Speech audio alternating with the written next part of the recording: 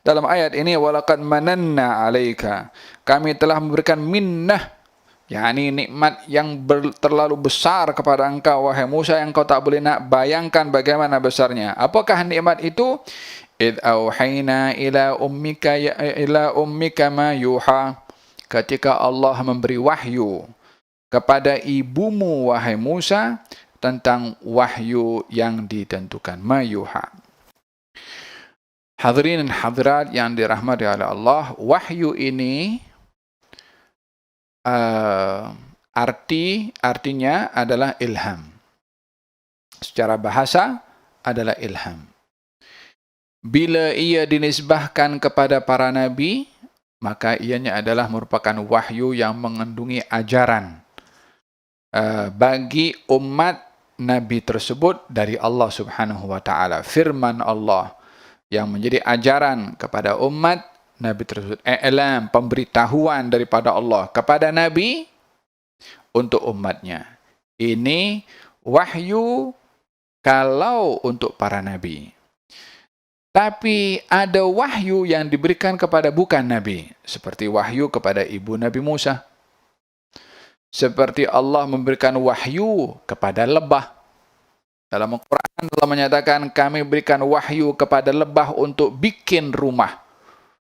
Adakah maknanya ada ayat seperti mana wahyu para anbiya kepada lebah? Of course tidak. Di sini yang dimaksudkan adalah al-ilham, yakni ilham, pemberitahuan daripada Allah dengan mantapnya hati orang yang diberi ilham untuk cenderung berbuat kebaikan. Itu juga bahagian daripada wahyu. Bahagian daripada wahyu juga mimpi. Bagi orang-orang yang saleh, mimpi yang baik, ya, kata dalam hadis Nabi Muhammad SAW, wahyu ini ada lebih daripada 10 bahagian. Salah satunya adalah ar-ru'ya as-salihah, mimpi yang baik. Dalam ayat ini bermakna Allah memberikan wahyu, kami, yakni Allah memberikan wahyu kepada ibu Nabi Musa, yakni diberikan hatinya mantap. Untuk apa? Anikdhifihi fit tabuti fakdhifihi fil yammi falyulqihil yammu bis-sahili ya'khudhuhu aduwwun li wa aduwwun lah wa alqaitu 'alaika mahabbatan minni walitusna'a 'ala 'aini. Untuk engkau wahai ibu Nabi Musa, meletakkan Nabi Musa di kotak. Lalu engkau wahai ibu Nabi Musa, letakkan kotak itu yang di dalamnya ada Musa, campakkan di air, yakni sungai Nil. Maka nanti air itu dengan ombaknya akan mencampakkan kotak itu di tempat yang akan diambil oleh musuh aku dan musuh engkau, atau musuh engkau dan musuh aku, yaitu Firaun. Coba kita sama-sama kita paham satu demi satu daripada ayatnya ini. Firaun memberi arahan kepada tenteranya untuk membunuh semua lelaki yang lahir daripada kalangan Bani Israel karena mimpi Firaun kerajaannya itu runtuh dengan salah seorang daripada Bani Israel. Maka Firaun perintahkan untuk membunuh semua bayi yang lahir daripada Bani Israel. Sesuatu yang sudah ditulis dan dicatat oleh Allah tak akan berubah. Dengan upaya siapapun, dengan usaha apapun, dengan strategi apapun, dengan kekuatan sesiapapun. Dengan teknologi, dengan kecanggihan peralatan, persenjataan, tak akan mengubah ketentuan qada dan qadarnya Allah Subhanahu wa taala yang sudah ditentukan oleh Allah Subhanahu wa taala. Wa makaru wa makarallah wallahu khairul makirin. Mereka melakukan tipu muslihat. Allah mengembalikan tipu muslihat kepada mereka yang melakukan tipu muslihat. Sejauh mana seseorang merancang dengan perancangan serapi apapun, bila mana tidak dikehendaki terjadi, maka tak akan terjadi. Wa'lam, kata Nabi SAW, annal ummata law ijtama'u ala an yanfa'uka bisyai'in lam yanfa'uka illa bisyai'in qad katabaha Allahu lak. Wa in ijtama'u ala an yadurruka bisyai'in lan yadurruka illa bisyai'in qad katabaha Allahu 'alaik. Rufi'atil aqlam wa jaffatis suhuf.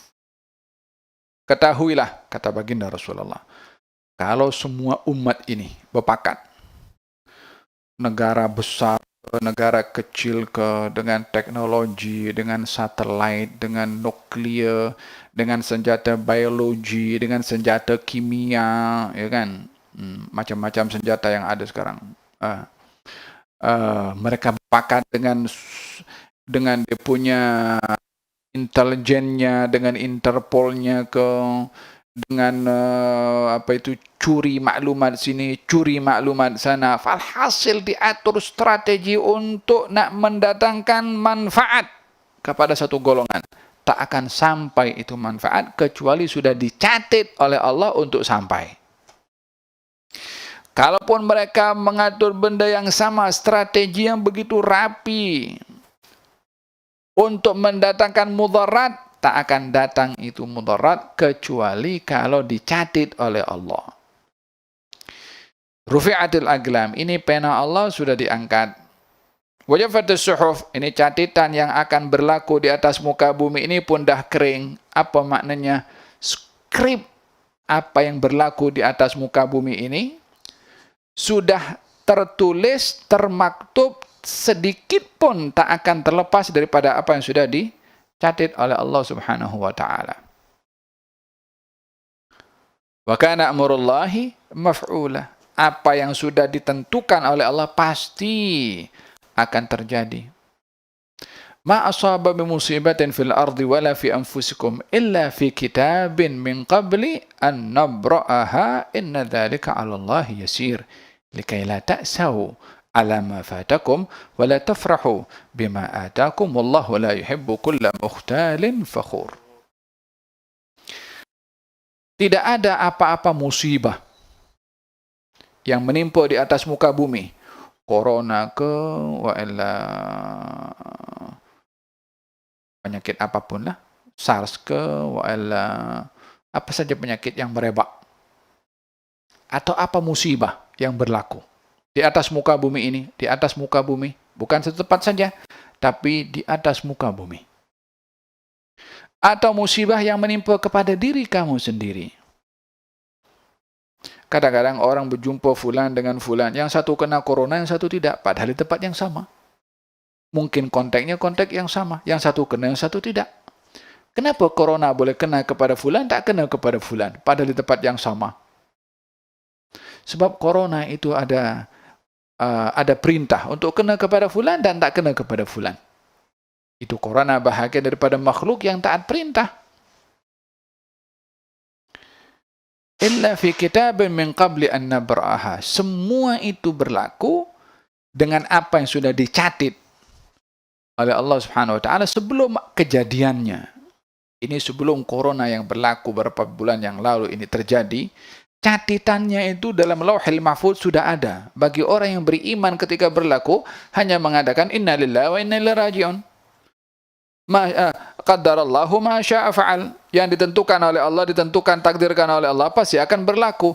Bagi orang yang beriman tidak akan goyang imannya ke atas apa saja yang berlaku di atas muka bumi ini.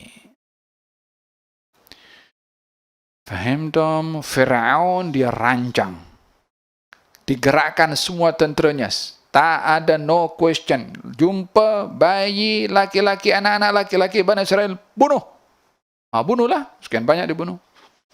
Ternyata orang yang menjadi sebab kebinasaan Firaun dan kehancuran Firaun, yang beri makan kepada orang itu Firaun sendiri. Yaitu duduk membesar di rumahnya Firaun, Nabi Musa alaihissalam.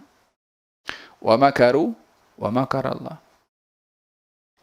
Wallahu khairul makirin. Alangkah banyaknya sekarang negara-negara yang ingin merosakkan negara-negara lain. Dengan budayanya, dengan teknologinya, dengan ekonominya, ya kan?